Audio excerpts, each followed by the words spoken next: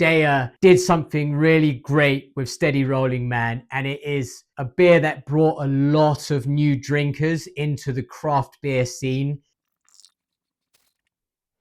I mean, yes, it is a pale ale. It's coming in at 5.2%. So the body is less. Your Verdant beers, your Omnipollo beers, those big hazies, they can be 6-7%. And there's a lot more body in those beers. Maybe higher adjuncts, more flaked oats, more wheat.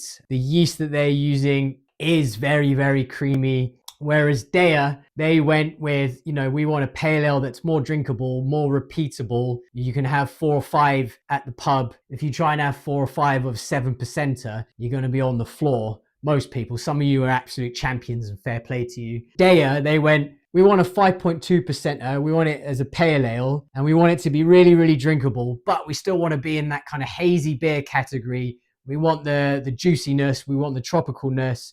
We want that pillowy kind of soft mouthfeel. But how do you do that with a lower body, blah, blah, blah? So that's what Steady Rolling Man has done. A pale ale that achieved the heights of a big NEIPA, but in a pale ale beer. So fair enough. Yeah, boy. Very, very nice. Big hop aroma coming off of that. Citrus forward with a kind of sweet mango. Smells really, really great as a beer. Let's see what it tastes like. Straight off the bat, this is a brighter beer, but they still managed to land the softness. Very much still as a chloride forward beer, and it has the effect of a pillowy, softer edge, a rounded edge on the malt body, which then allows those hops to present more juicy, more kind of flavorful from their fruit side, as opposed to being a little bit sharper, a little bit more bitter, and the body being slightly thinner.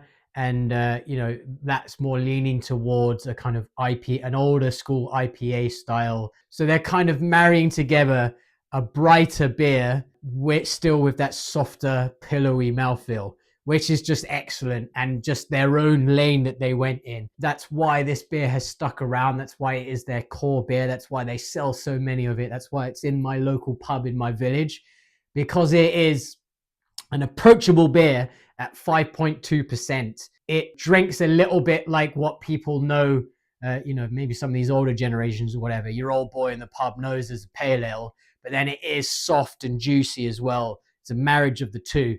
And it works really, really well. I really like this beer.